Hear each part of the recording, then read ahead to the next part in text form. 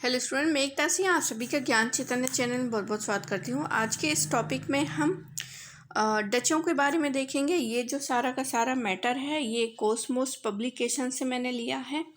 तो इससे पहले हमने पुर्तगाली देखे थे, आज हम यहाँ पर डच देखेंगे। अगर छोटा टॉपिक होगा तो हम आगे के भी यहाँ पर देखेंगे। तो शुरू करते हैं।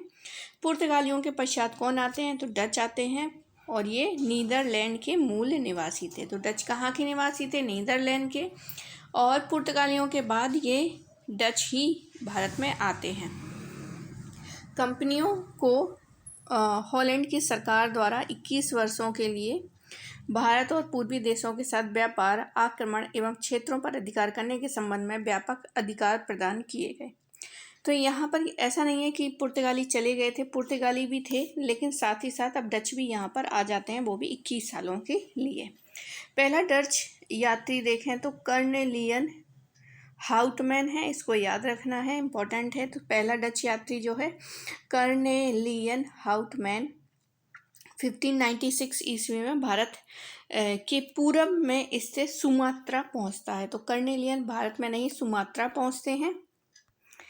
अब यहाँ पर भारत में यूरोपियन कंपनियों के व्यापारिक केंद्र देखते हैं तो दिल्ली और ये सारी चीज़ हैं जो हैं संकेतक हैं, जिसके माध्यम से हम ये पता कर सकते हैं कहाँ पर कौन था। तो मूसलीपट्टनम अंग्रेजों द्वारा दक्षिण भारत में प्रथम फैक्ट्री 1121 में स्थापित की गई थी। फ्रांसीसी प्रधान कार्यालय जो है पांडिचेरी में था, और ये जो ब्लू वाला है वो पांडिचेरी में भी है, और कहाँ है, गोलकुंडा में भी है, चंद्रनगर में भी है और दिल्ली में भी है। तो ये सारी चीज़ें हैं।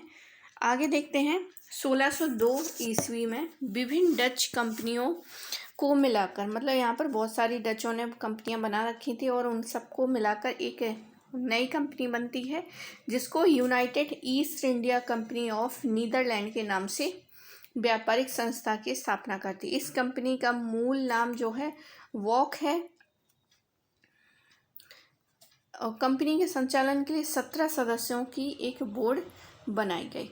आगे देखते हैं। 1605 में मूसलीपट्टनम में प्रथम डच फैक्ट्री की स्थापना होती है, और 1605 में ही डचों ने पुर्तगालियों के अम्बायना पर कब्जा कर लिया था। तो 1605 में दो घटना होती हैं। एक तो मूसलीपट्टनम प्रथम डच फैक्ट्री बनती है, और यहीं पर पुर्तगालियों से डचों ने अम्बायना क्या कर लिया था? कब्जा कर लिया था। अब आगे 5 साल चलते हैं तो 1610 में ये घटना थी। 1605 यानी 5 साल बाद बहुत घटिया। देखते हैं क्या चीज़ें हैं। तो 1610 में डचों ने चंद्रगिरी के राजा के साथ समझौता कर पुलिकट में एक सैन्य फैक्ट्री की स्थापना की।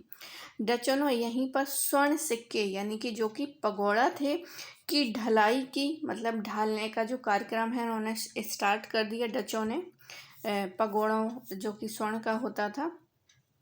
आगे डचों ने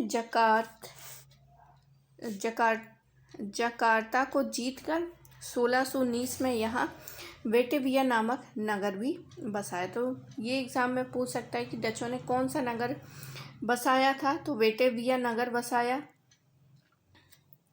आगे देखते हैं। डचों ने 1616 में सूरत एवं 1641 ईस्वी में विमलीपट्टनम में फैक्ट्रियों की स्थापना की। तो पहली फैक्ट्री तो है मूसलीपट्टनम, आगे है सूरत में, और विमलीपट्टनम में भी फैक्ट्री लगा देते हैं। बंगाल में प्रथम डच फैक्ट्री की स्थापना पोपली में 1627 में की गई। बंगाल में अंग्रेजों की तर्ज पर ही अपनी फैक्ट्री की किलेबंदी की, और चिनसुरा के किले को गुस्ताव फोर्ट कहा गया। आगे है 1658 में डचों ने कासिम बाजार, बालासोर, पटना और नागपट्टनम में अपनी फैक्ट्रियां स्थापित की।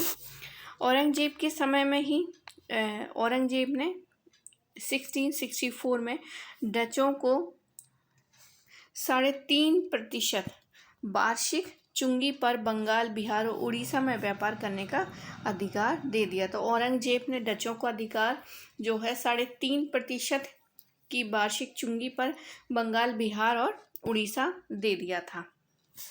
आगे है डचों ने मसालों के स्थान पर भारतीय कपड़ों को निर्यात का महत्व दिया।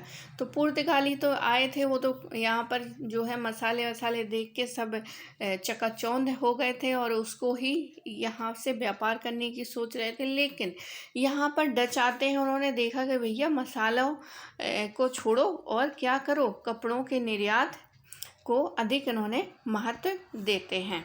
आगे देखते हैं, डच कंपनी ने कासिम बाजार में स्वयं रेशम बनाने का उद्योग स्थापित किया और भारतीय वस्त्रों को निर्यात की वस्तु बनाने का श्रेय जो है वो डचों को ही जाता है। तो एग्जामिनर यहाँ से ये क्वेश्चन पूछ सकता है कि भारत से मसालों तो ठीक है जाता था, पुर्तगालियों ने स्टार्ट किया था, लेकिन डचों ने यहाँ से क्या निर्यात करना उचित समझा और सबसे ज़्यादा अच्छा जो है निर्यात कर पाए। तो ये हो जाएगा सूती वस्त्र उद्योग, यानी भारतीय वस्त्र जो है उद्योग नहीं, भारतीय वस्त्र जो है निर्यात करने का इन्होंने ही शुरुआत की थी। आगे है, डच व्यापारी व्यवस्था सहकारिता अर्थात कार्टेल पद्धति पर आधारित थी। तो डच व्यापारिक व्यवस्था जो है सहकारिता अर्थात कार्टेल पद्धति पर आधारित थी। तो ये जो थी, तो हमने वहाँ पर पुर्तगालियों में एक पॉलिसी कार्टेज व्यवस्था पढ़ी थी और यहाँ पर एक अलग व्यवस्था है। कौन सी व्यवस्था? सहकारिता। तो ये था डचों का। अब हम यहाँ पर अंग्रेज़ों का बात करेंगे, तो अंग्रेज़ों का काफ़ी बड़ा हो जाएगा, उसको हम नेक्स्ट वीडियो में करेंगे।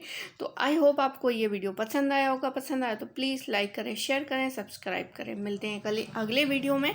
पूरा वीडियो देखने के लिए बहुत बहुत धन्यवाद।